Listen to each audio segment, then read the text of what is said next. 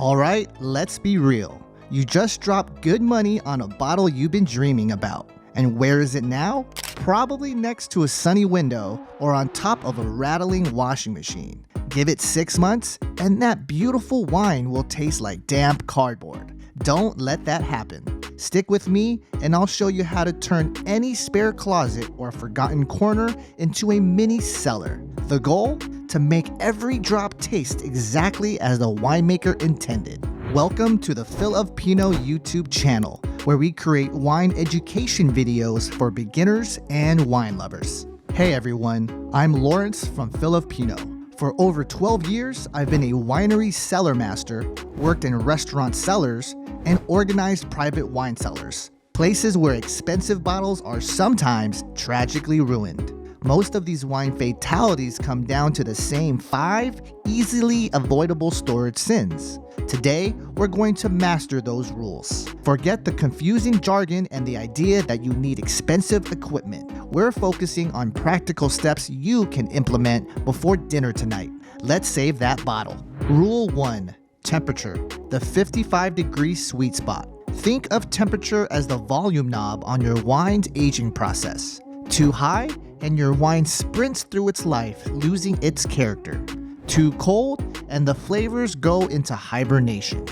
The sweet spot for long-term storage is generally between 50 to 55 degrees Fahrenheit. While reds can handle slightly warmer temps and whites slightly cooler, 55 degrees is a fantastic compromise for a mixed collection. But the real killer is the roller coaster effect. Wild temperature swings cause the wine to expand and contract, pushing at the cork.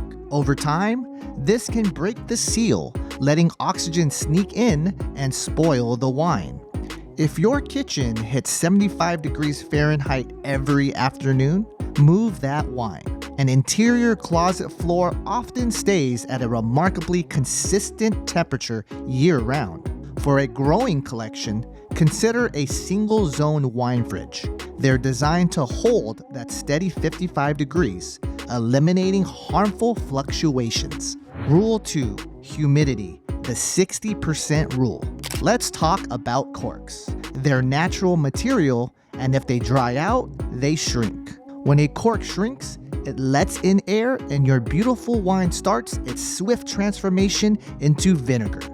The ideal humidity level for wine storage hovers between 55 to 70%. Drop below 50% for too long, and the corks can become brittle and compromised. Go above 70%, and you risk mildew on your labels. How do you manage this? For a zero-cost hack, place a shallow pan of water in your storage space. The evaporation will gently lift the humidity. For those in dry climates, a simple humidity pack can maintain stable conditions. To know if it's working, a $9 digital hygrometer gives you peace of mind. Rule 3. Light. Keep it cave dark. Imagine your wine is a vampire. It despises light, especially UV light. UV rays are notorious for breaking down the delicate compounds that give wine its complex aromas and flavors. Just a few weeks on a sunny counter can cause significant aging loss. Dark-colored bottles offer some protection, but think of them as sunglasses, not blackout curtains. The rule is simple. If you can read the label without a flashlight, it's too bright. The best solution is often a plain cardboard box with the top shut, or a closet with a door kept closed. When it comes to artificial light, LED bulbs are fine as they emit almost no UV, but steer clear of fluorescent tubes, which constantly bombard your wine with harmful rays. Rule 4. Position. Horizontal for corks, vertical for screw caps. This rule is fundamental for any wine sealed with a natural cork. Store it on its side. Laying bottles horizontally ensures the wine is constantly touching the cork, keeping it moist, plump, and forming that crucial airtight seal. A dry cork is a shrinking cork, and that means air gets in. If you're dealing with screw caps or synthetic corks, they don't need to stay wet. However, storing these bottles horizontally still maximizes your storage space. For wines that might develop sediment, horizontal storage helps it pool neatly at the bottom, making for a cleaner pour. And please, do not store wine on top of your fridge. That spot is a deadly combination of heat and constant vibration, a guaranteed double homicide for your wine. Rule 5. Vibration, the silent killer. Vibration is the stealthy, often overlooked enemy of aging wine. Subtle tremors from a fridge compressor, a subwoofer, or a washing machine keep the wine agitated. This constant disturbance prevents the delicate sediment from settling and interferes with the complex chemical reaction of graceful aging. This can lead to a wine that tastes tired or prematurely aged. Want to check your spot? Place your ear against the wall or shelf. If you feel even a slight buzz, it's too much. The fix is cheap. An old, folded yoga mat under your wine rack can significantly cut vibration.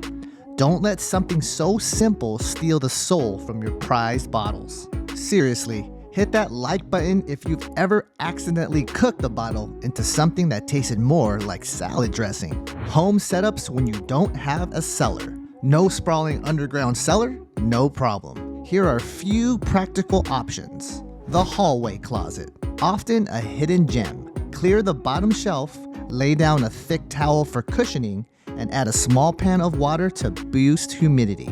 Close the door, and you've created a great storage spot. The wine fridge. If you're serious about wine, a dedicated fridge is a game changer. My advice?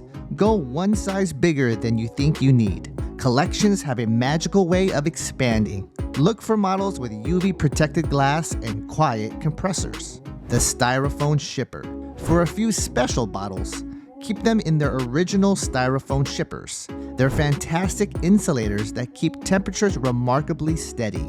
Tape the lid and stash it under a bed or a dark closet. And for open bottles, recork them tightly and stand them upright in your regular kitchen fridge. The cold temperature significantly slows oxidation. Reds will last 3 to 5 days, while whites can stretch to 5 to 7 days. To serve a chilled red, just let it sit out on the counter for 20 minutes to gently come up to temperature. Commercial tricks that scale down. Restaurant cellar practices can be easily adapted for home use. Temperature logging. Professionals log temperatures daily.